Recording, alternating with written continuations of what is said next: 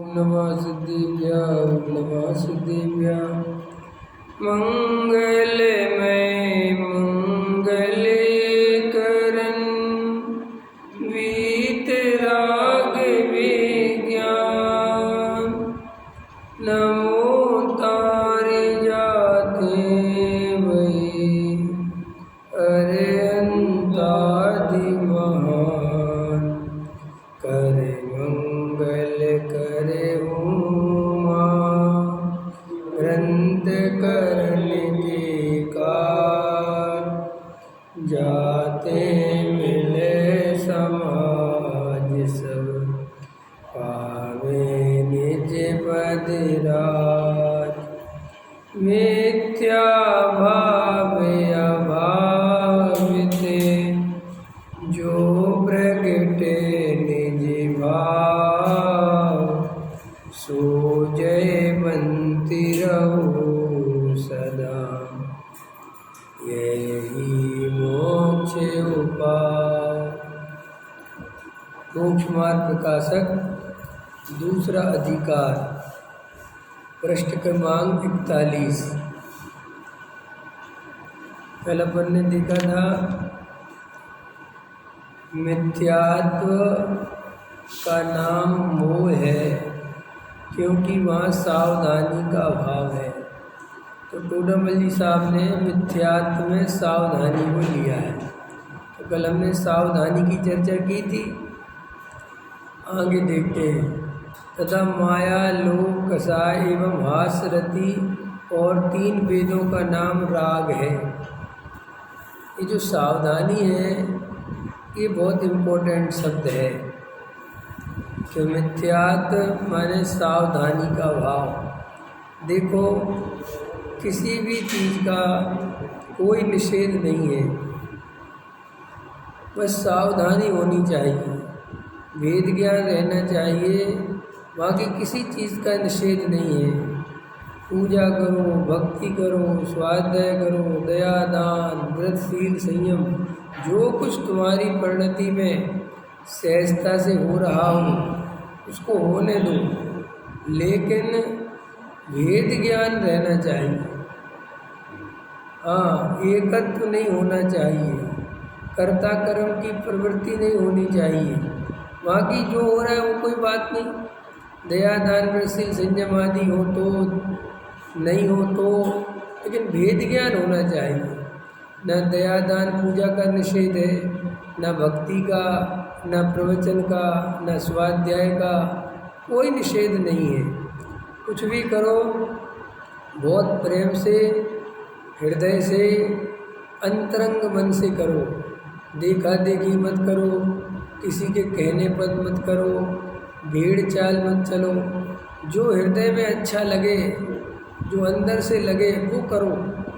पूजा करना है तो खूब हृदय भर के करो, भक्ति करना है तो ऐसी भक्ति करो कि बस झूम जाओ, स्वाध्याय करना है तो एकाग्रचित होकर करो, ध्यान लगाना है तो पूरी तन्मयता से लगाओ, दान करना है तो पूरे हृदय से करो, व्रत करना है तो पूरा हृदय से करो, उपवास करना है पूरा हृदय से करो।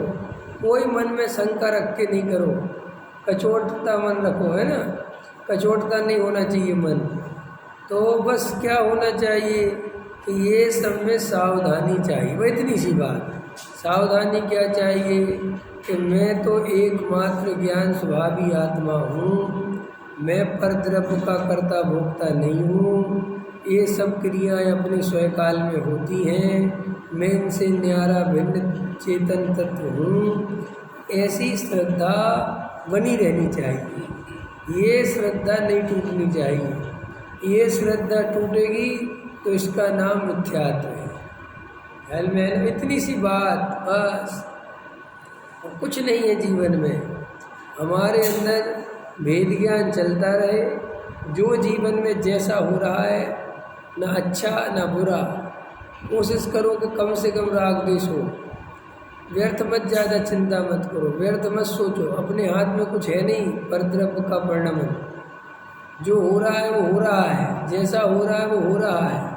हमारे आनंद में कमी नहीं आनी चाहिए। धर्म माने आनंद, धर्म माने निर्विकार, धर्म माने निर्भर, धर्म माने निर्विकल्प, कोई चिंता नहीं, कोई आकुलता नहीं। फिर आकुलता होती हो तो क्या करें कि उस आकुलता में भी सावधानी रखो कि ये मेरा स्वरूप। आकुलता करने से नहीं रोक सकते। आकुलता तो अपने नियम के अनुसार जिस मात्रा में जैसी पर्याय की योग्यता है, आकुलता भी हुए बिना नहीं रहेगी। लेकिन ये आकुलता मेरा स्वरूप नहीं है, ये आकुलता सदाकाल रहने वाली नहीं है। बस मुझे उसमें तन्मय नहीं होना है। पर्याय में तन्मय नहीं होना, एकत्व नहीं करना, कर्तृत्व नहीं करना, बस इसका नाम सम्यक दर्शन है। पर्याय का होना नहीं होना इसका नाम सम्यक दर्शन नहीं है। जो कुछ हो रहा है उसमें तन्मयपना नहीं होना चाहिए, बस अपना भेद ज्ञान रहना चाहिए। इसका नाम है सावधानी। अब आपको कितने ही प्रश्न करना है, 1000 प्रश्न करो, सब ये करे कि नहीं करे कि बात ही छोड़ो। जो हो रहा है होने को स्वीकार करो, कर्तापन का भाव न लाओ, निज हित का पुरुषार्थ करो। कोई परिणाम, कोई क्रिया के लिए मैं करूं कि नहीं करूं ऐसा प्रश्न ही नहीं है। जो हो रहा है उसको समग्रता के साथ होने दो, पूर्णता के साथ होने दो, बीच में अपने को मत लाओ। पूजा करनी है खूब करो, हृदय से करो, मायाजारी से मत करो, छल कपट से मत करो। भक्ति करो, हृदय से करो। व्रत करो, अपने लिए करो, दिखाने के लिए मत करो। उपवास करो तो 3-3 घंटे का स्वाध्याय करो। ख्याल में आ गया ना? मैंने हमारे लिए नेगेटिव चीज़ें नहीं देखनी है। पूजा से भी पॉजिटिव देखना है, भक्ति से भी पॉजिटिव देखना है। हाँ, इनमें संतुष्ट नहीं होना, इनमें धर्म नहीं मान लेना, इससे अपने को धर्मात्मा नहीं मान ले, वाली गलती हो जाएगी फिर। ख्याल में है ना? क्यों? क्योंकि फिर वो जीव संतुष्ट हो जाता है। इसीलिए सावधानी रखना। और क्या कहते हैं? तथा माया, लोभ, कषाय एवं हास, रति और तीनों वेदों का नाम राग है। वहाँ इष्ट बुद्धि से अनुराग पाया जाता है, लोभ, कषाय राग रूप, मायाचारी राग रूप है ना। एक हास, रति और ये 3 ये सब कैसे हैं? राग रूप, क्योंकि इनमें जीव चाहता है। और अर्थ और द्वेष रूप क्रोध, मान, कषाय, अरति, शोक, भय। जुगुप्साओं का नाम क्या है? द्वेष, क्योंकि वहाँ अनिष्ट बुद्धि से द्वेष पाया जाता है। तथा सामान्यतः सभी का नाम वो है क्योंकि इनमें सर्वत्र असावधानी पाई जाती है। अंतराय कर्मोदय जन अवस्था तथा अंतराय के उदय से जीव चाहे सो नहीं होता, दान देना चाहे सो नहीं दे सकता, वस्तु की प्राप्ति चाहे सो नहीं होती, भोग करना चाहे सो नहीं होता, उपभोग करना चाहे सो नहीं होता, अपनी ज्ञान आदि शक्ति को प्रकट करना चाहे सो प्रकट नहीं हो सकती। इस प्रकार अंतराय के उदय से जो चाहता है सो नहीं होता तथा उसी के क्षयोपशम से किंचित मात्र चाहा हुआ भी होता है। चाहे तो बहुत है परंतु किंचित मात्र दान दे सकता है, लाभ होता है, ज्ञानाधिक शक्ति प्रकट होती है, वहाँ भी अनेक बाह्य कारण चाहिए। इस प्रकार घाती कर्मों के उदय से जीव की अवस्था होती है। ये कौन से कर्मों की चर्चा करी? घाती कर्मों की। अंतराय कर्म में क्या कहते हैं? अंतराय कर्म के उदय से जो चाहे वो नहीं होता। अपन बहुत सारी चीज़ें चाहते हैं, ऐसा हो जाए लेकिन नहीं होता। उसमें कौन सा कर्म निमित्त है? अंतराय कर्म में। तो इसलिए जब भी अपने चाह के अनुसार काम नहीं हो तो परद्रव्य को दोष नहीं देना, अपना ही देखना कि भाई पूरब का कोई अंतराय कर्म का उदय है तो अपना काम नहीं हो रहा है, इसमें किसी दूसरे की गलती। लेकिन आपको अंतराय कर्म दिखाई नहीं देगा, आपको दिखाई दूसरा देगा। ख्याल में है ना? सब मैंने कल कहा था ना, ये भी गजब की विडम्बना है। जो असलियत है वो दिखती नहीं और जो है नहीं वो दिखता है। तो जीव इसलिए तो कंफ्यूज रहता है, समझ उसको। अब उसको देखो, आज मुझे भोजन नहीं मिला तो मुझे कौन दिखाई देगा? पत्नी। मुझे ऐसा थोड़ी दिखाई देगा कि मेरा अंतराय कर्म के कारण नहीं मिला। दिखाई क्या देगा कि पत्नी ने भोजन नहीं बनाया, माँ ने भोजन नहीं बनाया तो भोजन नहीं मिला। तो सारा गुस्सा किस पे आएगा? किस पे आएगा? माँ पे आएगा, पत्नी पे आएगा, बहन पे आएगा, है ना। कोई काम बिगड़ गया, इस भाई ने काम बिगाड़ दिया। ये कसाएं क्यों चलती है? ये कसाएं बढ़ती चली जाती हैं वस्तु स्वरूप नहीं जानने के कारण। अगर हमें पक्का भरोसा हुए कि कोई काम बिगाड़ता ही नहीं है, अपना ही अंतराय कर्म का उदय आता है तो काम बिगड़ जाता है, रुक जाता है, नहीं होता। ये भरोसा हमें पक्का हो जाए तो फिर हम दूसरों को दोष देना, रात और दिन दूसरों को दोष देते हैं ना। वो व्यक्ति काम नहीं होने देता, फलाना आदमी काम नहीं होने देता, अरे वो आदमी आगे विघ्न करता है। कोई किसी का विघ्न नहीं करता। अपना ही अंतराय कर्म का उदय हो तो विघ्न होता है, और नहीं हो तो नहीं होता है। दुनिया में कितने लोग हैं जो दूसरे की तरक्की से जलते हैं, सारे लोग उसकी टांग खींचने में लगे रहते हैं, लेकिन उसका स्वयं का अंतराय कर्म नहीं होता तो सारे लोग कुछ भी कर ले, मुँह पर चला जाता है ना। और जब उदय खराब आता है तो जरा सा कोई कुछ करता है और पूरा काम बिगड़ जाता है। इसलिए ये कर्म फिलॉसफी से तुम्हें दूसरों को दोष नहीं देना, बस इतने के लिए कर्म फिलॉसफी है। कर्मों के भरोसे नहीं रहना है, कर्मों से डरना नहीं है, कर्मों से कोई अपने को कमज़ोर नहीं मानना है। लेकिन ये जो दूसरों को दोष देने की आदत है ना, कर्म क्या समझाते हैं कि हमने अपने स्वयं कर्म जे किए सुबासु, निश्चय फल वे देते, करे कोई भरे कोई, स्वयं किए निष्फल होते। ऐसा वस्तु स्वरूप नहीं है। कोई पूछे तुमसे कि भाई कर्म फिलॉसफी क्यों समझाई जाती? इसलिए समझाई जाती है कि तुम रात और दिन जो परद्रव्य को अच्छा और बुरा मानते हो, ये मान्यता निकल जाए तुम्हारी कि परद्रव्य अच्छा और बुरा बिल्कुल नहीं है, किसी कीमत पे नहीं है परद्रव्य अच्छा बुरा, लेकिन वो दिखता है। तो दिखता है तो वो देखना बंद करना है, भाई इतनी सी बात है। आपको अंदर से अगर कोई चीज़ आपको कष्टपूर्ण लग रही है, कोई तकलीफ हो रही है, तो भी ये जानना कि भाई इसमें दूसरे का कोई दोष नहीं है, अपना ही पूर्व कर्म का उदय निमित्त है, करता तो वो भी नहीं है। और वर्तमान में मेरी पर्यायगत योग्यता ऐसी है, हमें कर्म दुखी नहीं करता। ना कोई ऐसा मानने लग जाए कि साहब हमें परद्रव्य तो दुखी नहीं करता, लेकिन कर्म तो करता है। अरे कर्म तो जड़ है। कर्म क्या है? जड़ कर्म घुमाता है मुझको, यह मिथ्या भ्रांति रही मेरी। जड़ कर्म, देखो मोटा मिथ्यात्व तो ये है कि परद्रव्य मेरा बिगाड़ सुधार करता है, ये मोटा मिथ्या, समझ गए ना। ये बिल्कुल पागलपन है। फिर किसी ने वहाँ से हटाया और ये समझाया कि परद्रव्य तेरा अच्छा बुरा नहीं करता, तेरा अच्छा बुरा तो तेरा कर्म करता है। तो अपना मालिक किसे मानने लगा? कर्म को मानने लगे ना, ऐसा वो तो कर्म क्यों ऐसे होगा? ऐसा नहीं है। कर्म तो जड़ है, वो तो निमित्त है। तेरी पर्याय में ही खोट है, तेरी पर्याय में दुखी होने की ज़्यादा योग्यता है, तो दुखी हो रहा है। ख्याल में है कि नहीं है? कई लोग उसी परिस्थिति में कम दुखी होते हैं और कई लोग उसी परिस्थिति में बहुत दुखी हो जाते हैं। आप सोचोगे ये व्यक्ति इतना दुखी क्यों हो रहा है? भाई ऐसा तो कुछ है नहीं, लेकिन उसको है। तो देखो, कर्म की तरफ से भी जब चर्चा आए तो निमित्त की चर्चा जानना। फिर असली क्या है?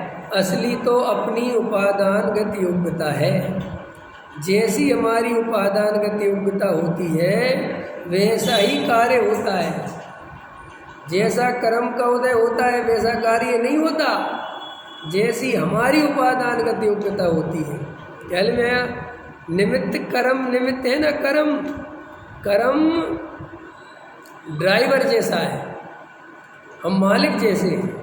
कर्म कैसा है? ड्राइवर कहीं नहीं ले जाता तुम्हें ड्राइवर ले जाता है कि तुम जहाँ जाना चाहते हो वहाँ ड्राइवर ले जाता है। समझ में है ना? दिखाई आपको देता होगा कि ड्राइवर ले जा रहा है, ड्राइवर कहीं नहीं ले जा रहा। आप ड्राइवर को जो कह रहे हो कि मुझे यहाँ से फलानी जगह जाना है तो वहाँ ले जा रहा है बेचारा, उसकी तो कोई गलती। ऐसे ही जीव स्वयं जैसा करता है चाहता है वैसा कर्म का उदय आता है। वो परद्रव्य कर्म वे कुछ नहीं करते। तुम जितने अभेद ज्ञान नहीं करोगे, जितना तत्व विचार नहीं करोगे तो वैसे ही कर्म आएगा, वैसे ही चलेगा। अगर तुम आत्मा से प्रेम करोगे, आत्मा की ओर झुकोगे तो गारंटी से तुम्हारा कर्म भी वैसे ही। कर्म तो अपना चेला है, कर्म तो अपने अधीन है, अपन कर्म के अधीन। लेकिन अनादि काल से वो ऐसा करते करते ऐसा लगने लगा जैसे हम कर्म के अधीन हो। जैसे वो ड्राइवर है ना, 20 साल से रखा था तो मालिक भूल ही गया कि मालिक तो मैं हूँ। अब ऐसा लगने लगा कि ड्राइवर नहीं होगा तो मेरा क्या होगा, ये ड्राइवर चला गया तो मेरा होता है कि नहीं होता है? अपन पहले पत्नी के बिना थे कि नहीं थे? पत्नी पति के बिना थी, लेकिन दोनों मिलके 10-20 साल रह लेते हैं तो ऐसे बंधन कर लेते हैं कि अगर पत्नी मर गई तो मेरा क्या होगा। पत्नी सोचती है पति मर गया तो मेरा क्या होगा। हो गया ना बंधन, तो बहुत डरने लगता है जी। ऐसे ही हम और आप कर्मों से इतने डरने लगे, इतने कह रहे साहब कर्म ही सुलावे, कर्म ही रुलावे, कर्म ही हंसावे, कर्म ही घुमावे। सारी सत्ता किस पे छोड़ दी? डॉक्टर साहब इस पे इतना कुटारा घात करते इस बात में। वो कहते हैं मुझे हंसी आती है जैनियों पे, कैसे बोलते हो कि क्यों? वो कहते तुमसे ज़्यादा समझदार तो अन्य कौम है। कि क्यों साहब? बोले उनने कम से कम अपनी डोर छोड़ी तो भगवान के भरोसे छोड़ी, कम से कम भगवान चेतन तो है। तुमने तो अपना मालिक कर्म को बना लिया जो जड़ है। ख्याल में है ना? मैंने वे कहते साहब हमारा विष्णु भगवान करता धरता है, राम भगवान, तो कम से कम बुद्धि वाले के पास तो अपना वो करा। तुमने तो जड़ कर्म जो बेचारा जानता ही नहीं और उसको अपना मालिक बना लिया कि साहब कर्म जैसा करेगा वैसा होगा। कर्म करेगा कुछ है? कर्म करेगा? कर्म कुछ नहीं करता। स्वयं की अंतरंग में। जब बताओ अपन को कर्म ने आत्मा का अनुभव करने से रोक रखा है कि हमने स्वयं को आत्मा अनुभव करने से रोक रखा है? कथन आएगा निमित्त का, व्यवहार से ऐसा आएगा कि तुम्हारे मिथ्यात् कर्म के उदय से रुका हुआ है, ऐसा कहने में है। क्योंकि तुम नहीं करते इसलिए रुका हुआ है। तुम आज करो, लगाओ ताकत, तो मिथ्यात् कर्म कमजोर पड़ जाएगा। कर्म तो मैंने क्या कहा, आपका गुलाम है। कर्म तो वैसे ही उदय में आता है जैसा तुम चाहते हो। ख्याल में है कि नहीं है?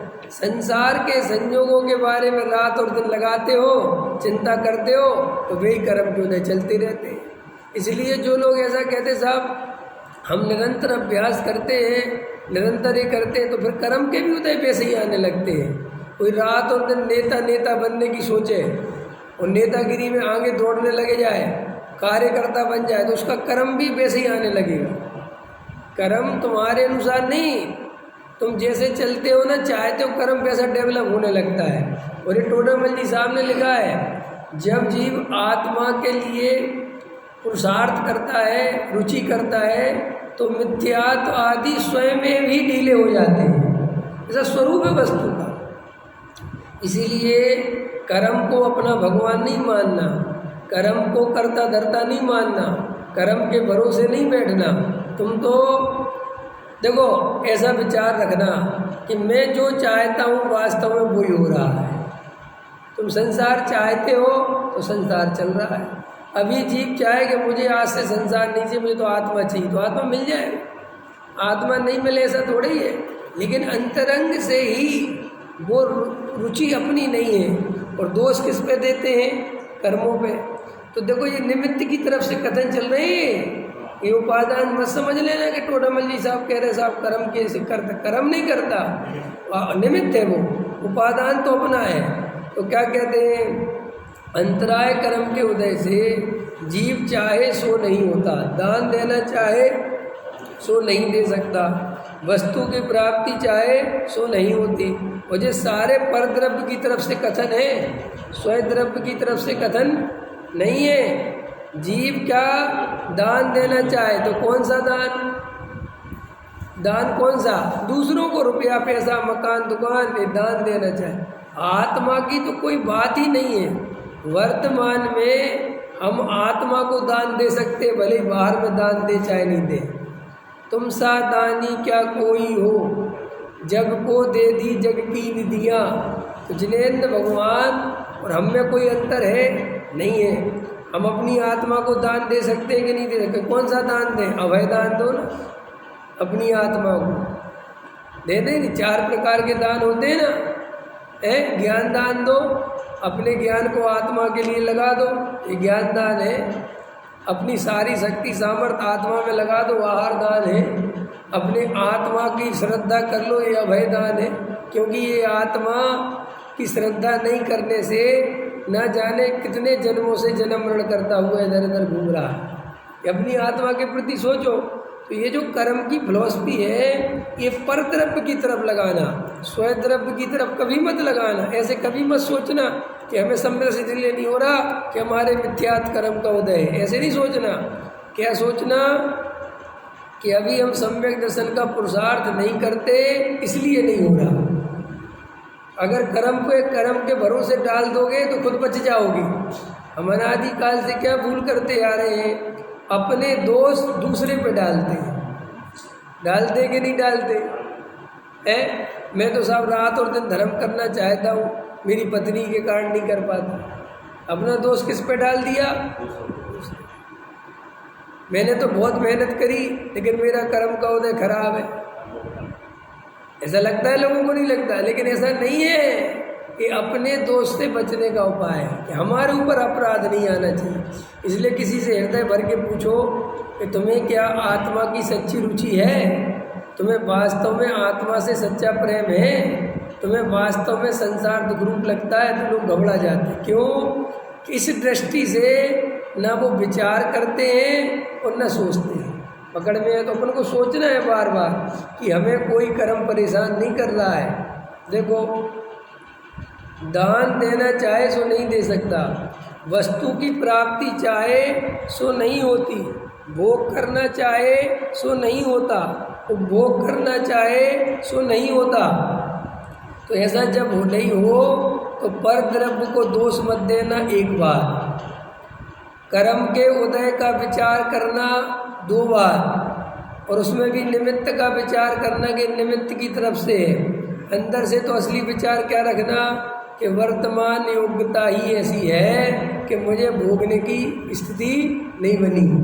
वर्तमान योग्यता ऐसे ही है कि दान नहीं दे पाया, और ना तो परद्रव्य को दोष देना कभी, और अगर निमित्त की तरफ से भी देखना हो तो किसको देखना? कर्म को देखना, परद्रव्य को तो बिल्कुल भी नहीं देखना। तो ये परेशानी जो आती है ना कि दिखाई नहीं देता कर्म, ऐसे उपादानगत योग्यता भी दिखाई, सिर्फ दिखाई देता है वो चीज़ जो बिल्कुल नहीं है। उपादान भी नहीं दिखता, निमित्त भी नहीं दिखता, तो दिखता क्या है?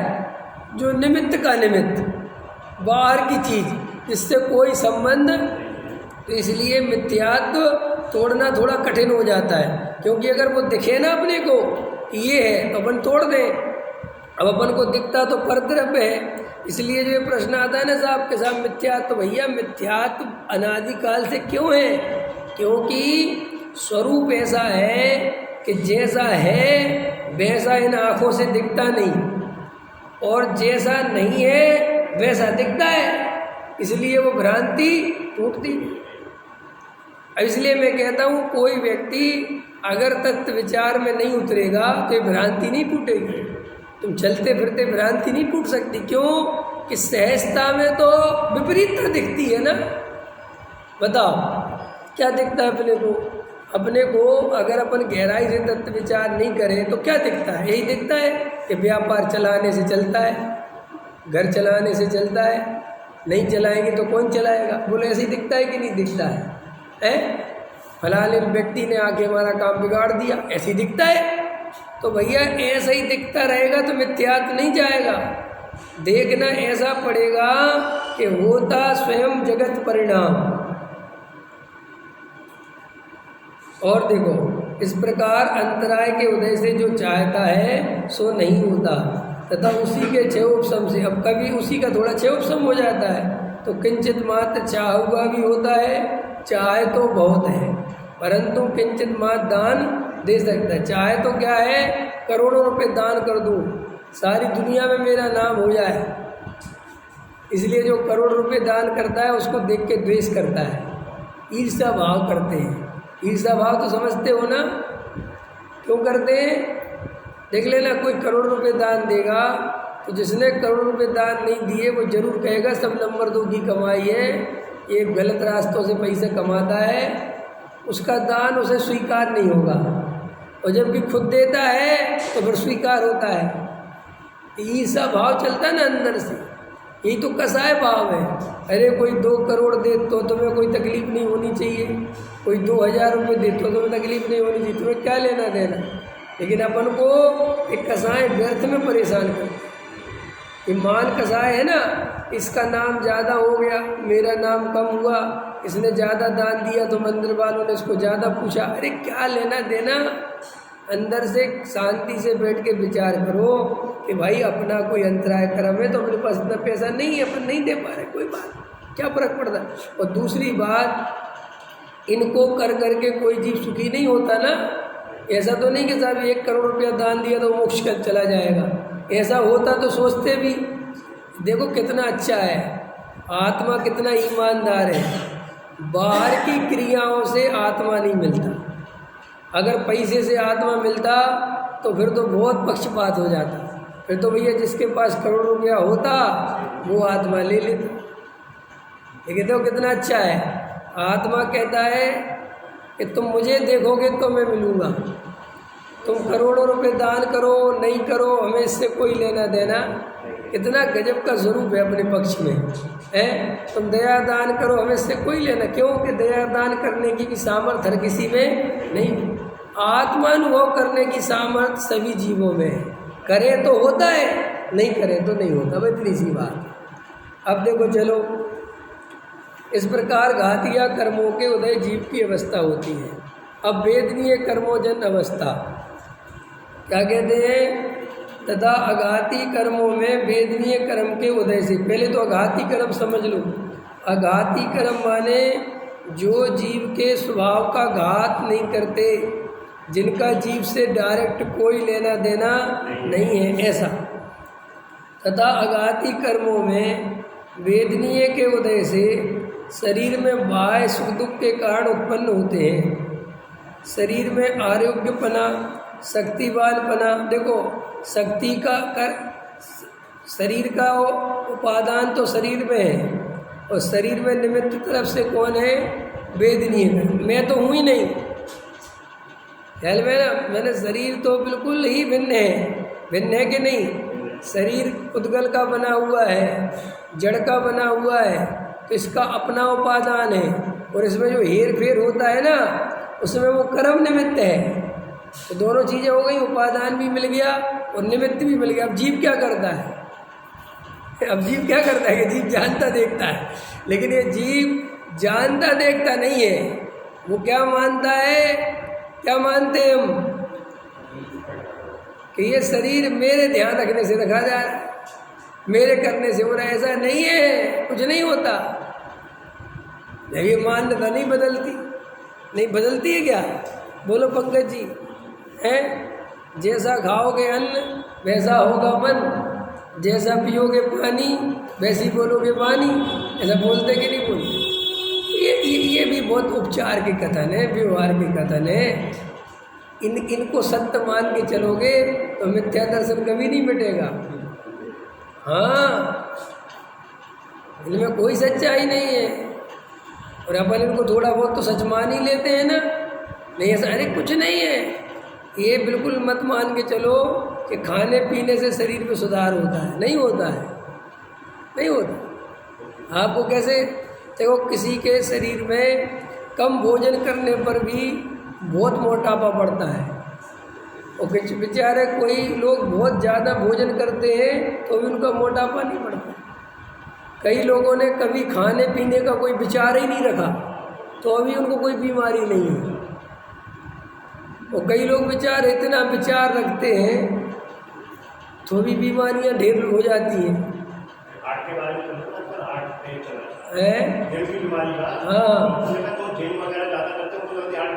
हाँ बरा बोलो ना, हम तो आपसे कह बोल रहे हैं, तुम बॉडी को जितना खिंचाव करोगे, जितना ज़्यादा दिमाग लगाओगे, उतनी बॉडी खराब होगी। इससे अच्छा शांति से जैसी है सहज है रहने दो, अति मत करो।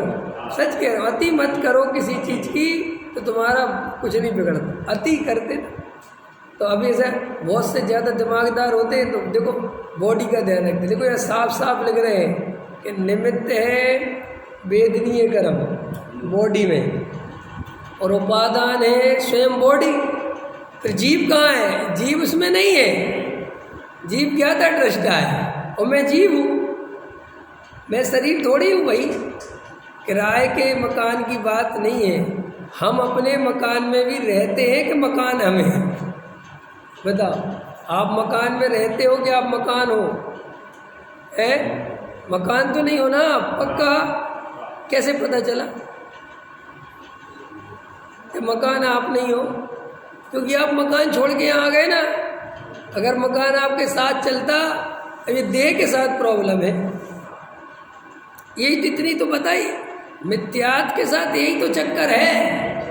अगर मान के चलो अपनी आत्मा निकल जाती और शरीर पड़ा रहता और अपन से घूम घाम के वापस आ जाते तो अपन को पता चल जाता नहीं अलग है। लेकिन अभी ये प्रॉब्लम ही है कि वो अलग होता नहीं। अब एक क्षेत्र आपका संबंध है, बॉन्ड है ना बिल्कुल। तो अभी जीव को बेचारे वो समझ में नहीं आता मैं अलग कहाँ हूँ शरीर से। लेकिन बिल्कुल मकान जैसी कहानी है, बिल्कुल वैसी। जैसा मकान अलग है, बिल्कुल आत्मा बिल्कुल ऐसा अलग है, कुछ भी नहीं। जब ये आत्मा शरीर छोड़ता है ना, 1% ऐसा नहीं होता कि गोंद जैसा चिपका हुआ हो तो निकलने में दिक्कत होती हो, एकदम चला जाता है बहुत फास्ट। और आपको पता है, देखो कैसी विचित्रता है। जब मरते समय समुद्घात होता है किसी को तो बेहोश हो जाता है। मिथ्या ये होते ना संसारी जीव, इनके समुद्घात होता है। कभी कभी आत्मा के प्रदेश निकल जाते हैं कुछ, और वो स्थान देख के आ जाते हैं जहाँ इसका जन्म होना होता है। हाँ ऐसा लिखा है शास्त्रों में। लेकिन उस समय ये अचेत हो जाता है तो पता नहीं चलता क्या हुआ, ख्याल में आया कि नहीं आया। बड़ी विडम्बना है ना। वस्तु स्वरूप में यही तो कहानी है। अगर कहानी साफ सुथरी होती तो इतनी लंबी कहानी होती क्यों? फिर जीव 4 गति में घूमता क्यों? सारे मोक्ष चले जाते। लेकिन ये पहेली है। अच्छा पहेली किसे कहते हैं? जीवन एक पहेली है। पहेली माने क्या होता है? बात सीधी है लेकिन उसको घुमा फिरा के पूछना, उसका नाम क्या है? पहेली। उसको सुलझाओ। अगर मैं आपसे कहूँ मैं आज आपके साथ पहेली का गेम खेलूँगा, आप कहो खेलो, और मैं आपसे कहूँ बताओ 2 और 2 कितने होते हैं, आपको विचार, तो ये पहेली मानोगे? है मैं आपसे कहूँगा बताओ जो रोज़ सुबह प्रवचन करते हैं, सुबह आते हैं, उनका नाम क्या है? आप कहोगे विवेक कुमार। तो ये कोई पहेली थोड़ी है, तो सीधी बात है। ऐसे ही ये संसार ऐसा सीधा नहीं है। ऐसी सिस्टम ऐसा बना हुआ है कि जीव को आँख गड़ा के ही देखनी पड़ेगी कि है क्या। अगर आँख गड़ा के नहीं देखोगे तो भ्रमित रहोगे। आपको ऐसे ही लगेगा एक तरफ दूसरी तरफ का करता धरता है। आपको ऐसे ही लगेगा शरीर को चलाने जलाने वाला मैं हूँ। आपको ऐसे ही लगेगा पैसा कमाने वाला। कोई उपाय नहीं है और नहीं लगने का। ये नहीं लगने के लिए ही तो वेद ज्ञान है। ये नहीं लगने के लिए तो तत्व अभ्यास है। ये नहीं लगने के लिए तो तत्व विचार है। ये नहीं लगने के लिए तो ध्यान है। ये नहीं लगने के लिए तो स्वाध्याय है, ये नहीं लगने के लिए तो मंदिर है, पूजा है, भक्ति, सब ये इसी के लिए है। लेकिन भ्रमित है अंतर से, उसी को कुछ करने धरने वाला समझ लेते हैं। ख्याल में है ना?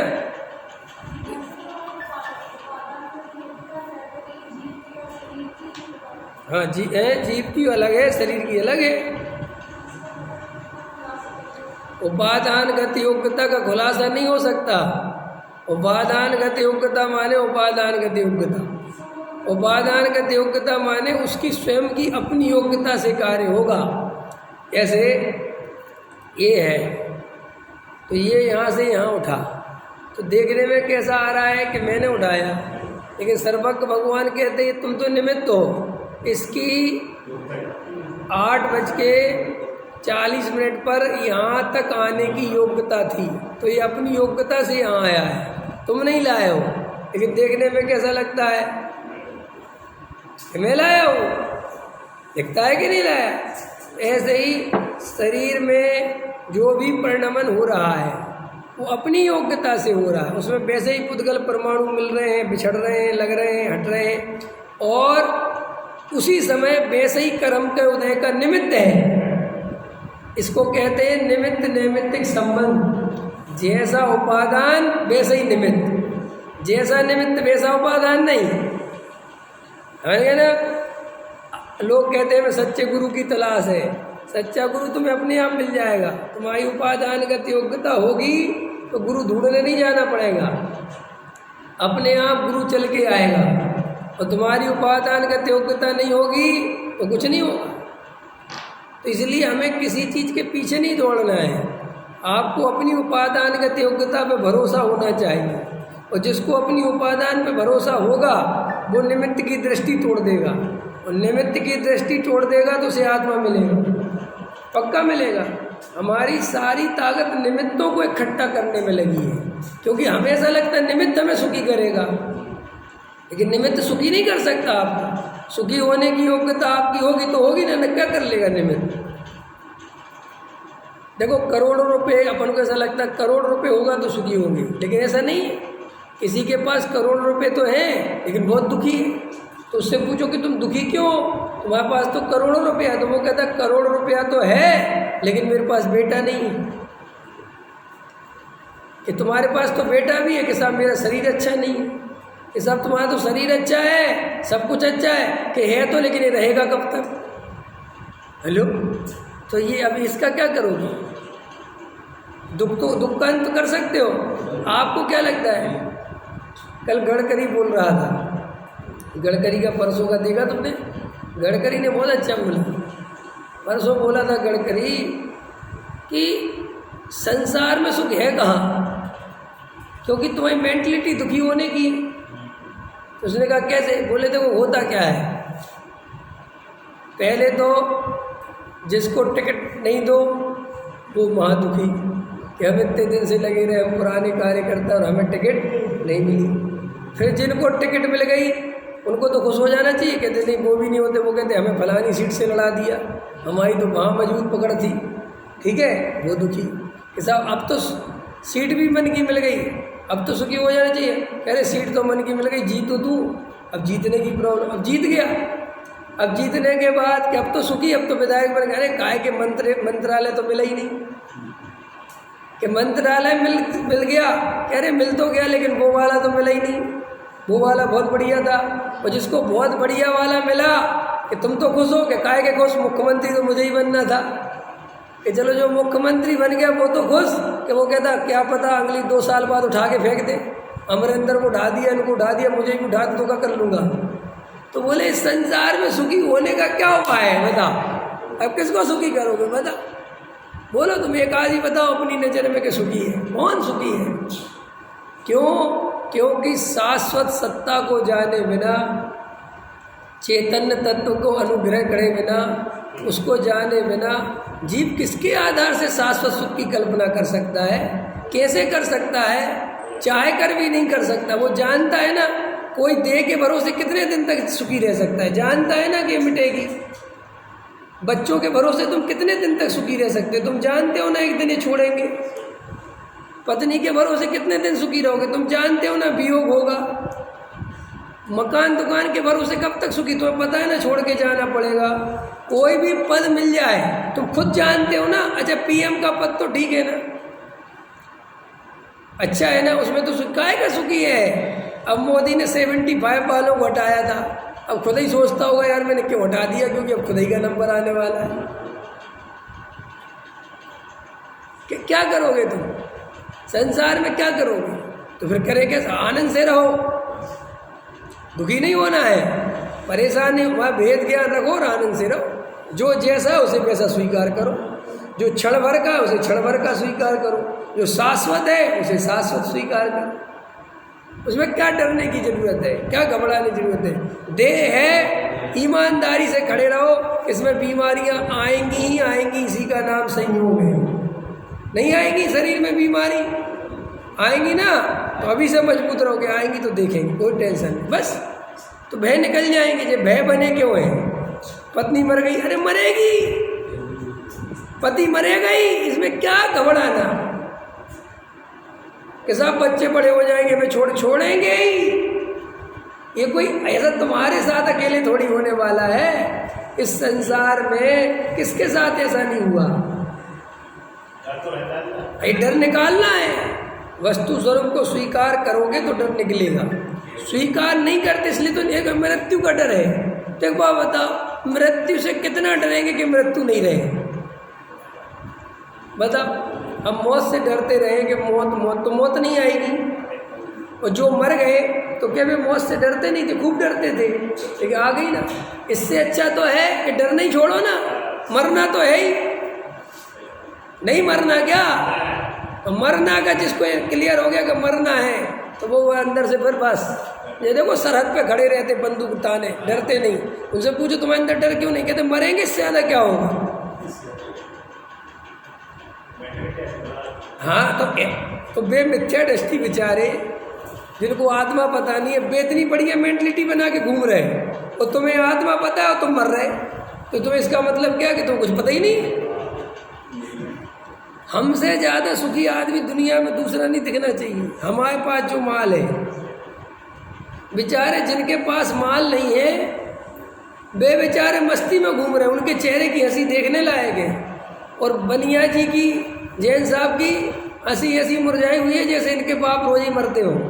बिल्कुल बेचारे मर गए, अरे माँ काम नहीं चल, अरे और वो गरीब आदमी मस्त है बिल्कुल। उसको देखो यार इसकी मस्ती क्यों? वो कहता है अरे क्या है यार, कि साहब कल की व्यवस्था, अरे कल की कल से देखेंगे। और जैनी आदमी 7 पीढ़ी की सोचता है और सोचता है कि मुझे जैन धर्म पे श्रद्धा है। मैं तो कभी कभी सोचता हूँ उन मूर्खों को ज़्यादा भरोसा है क्रमबद्ध पर्याय पे, जिनने आज तक पढ़ी नहीं। और तुम्हें बिल्कुल नहीं है, क्योंकि तुम्हारे लक्षण दिखाई देते हैं कि तुम्हें भरोसा नहीं। उनको ज़्यादा खुदा पे भरोसा है, तुम्हें अनंत पे जितना भरोसा नहीं, उनको खुदा पे भरोसा है। वे बेचारे देखो ना बम लगा के शरीर में और कूद जाते हैं, इस दम पे कूद जाते हैं। हमारे मौलाना ने कहा है, हमारे कुरान में लिखा है कि तू जितने क्या कहते हैं काफिरों को मारेगा जन्नत मिलेगी। वह 100% झूठ है, लेकिन उसे झूठ पे भरोसा है। और यह 100% सच है तो भी तुम्हें भरोसा नहीं है। क्या करे बता? अरे जी बता, फैक्ट है कि नहीं? यहाँ सर्वज्ञ पे भरोसा नहीं है। सर्वज्ञ भगवान कह रहे देह और आत्मा जुदे जुदे नहीं मान रहे। सर्वज्ञ भगवान कह रहे एक समय की पर्याय जो आनी है, जो होनी है, जो ऐसी निश्चित है, इस पे नहीं है भरोसा। और वो मुसलमान को काफिर और मूढ़ा गोरख ज्ञानी हो क्या क्या कह रहे हैं? कह रहे कि नहीं कह रहे? हिंदू को कह रहे भाई तुम अपनी तो जड़ें देखो, वो तो राम के भरोसे बैठे ही है। वो राम के भरोसे एक तरफा तो है, तुम तो कभी कर्म के भरोसे, कभी पड़ोसी के भरोसे, कभी भगवान के भरोसे, कभी क्रमबद्ध के भरोसे, कभी विद्वान के भरोसे, कभी कई महाराजों के भरोसे। तुम्हारी जिंदगी तो एक तरफ है ही नहीं। महाराजों से पीछे रखवाते हो, रखो रखो रखो रखो, कोई महाराज नहीं रखे तो रखो है। और जो ऐसा मत समझना आप, ऐसा मैं अभी मैं गुजरात गया था ना, मैंने वहाँ देखा ये सब दूर के ढोल सुहावने होते हैं कि वहाँ पे भी यही था। गुरुदेव आते थे तो गुरुदेव हमारी दुकान पे पैर रख लो, हाँ गुरुदेव हमारी दुकान देख लो। तो ये दुकान काहे को दिखवाते थे? गुरुदेव ने तो प्योर तत्व परसा है, प्योर आत्मा की बात करिए, लेकिन गुरुदेव के मानने वाले भी ऐसे थे, उनको सुनने वाले ऐसे थे कि आ जाओ हमारी दुकान पे। हाँ अभी कोई अतिवीर जी है ना, अतिवीर महाराज, चांदनी चौक पे ले गया अपनी दुकान पे, ख्याल में है कि नहीं है? आपके चरण पड़ जाए तो इतने ऐसे कलश ऐसे शुद्धि कर दी उसकी दुकान की, उसने फिर करोड़ रुपए दिए, करोड़ रुपए दिए हैं। हाँ तो उनका एरिया घूमा हुआ होगा ना, हाँ जो भी है। अपन तो ज़्यादा, मेरा कहने मतलब ये है कि ये मिथ्यात्व कहीं नहीं छूटता। बताओ गुरुदेव श्री जैसे व्यक्ति के साथ भी लोग माने, चलो चलो चलो बोलो क्या करें, कई लोग धोखे से ले जाते होंगे हैं, उनको पता ही नहीं कि काहे के लिए ले जा रहे हैं। ठीक है तो अपन को अंतरंग से पहले तो भैया भरोसा करना सीखो। ये सब अंतरंग में गप मारने से कुछ नहीं होगा। जैनियों के पास माल उत्कृष्ट है, तत्व बहुत ऊंचा है अपने पास, लेकिन जैनियों की सोच वही है, पैसा रुपया पैसा मकान दुकान जोड़ो, यही सुखी होने के उपाय है। समझिए ना, परिग्रह दुग्रूप है, बोलना भी है और परिग्रह जोड़ना भी है, अंतर समझ में है ना। तो ये दो तरफा की जिंदगी से कुछ नहीं मिलती। पकड़ में आ गया तो समझ में आ गई कि कर्म और शरीर, इन दोनों के बीच में आत्मा का कोई रोल नहीं है। शरीर अपनी उपादानगत योग्यता से परिणमन करता है और उसमें निमित्त भेदनीय कर्म है। जीव का तो कोई लेना देना है ही नहीं, इसलिए जीव को शरीर का कर्ता धर्ता मानना ये बहुत अज्ञान है, बहुत अज्ञान, मिथ्यात्व है। इसलिए शरीर के परिणमन में शरीर ही काम कर रहा है, जीव का उसमें कोई लेना देना नहीं है। ये अपन ने भी वेदनीय कर्म की चर्चा थोड़ी सी पड़ी है, फिर विशेष चर्चा कल करेंगे। अभी का समय हो गया।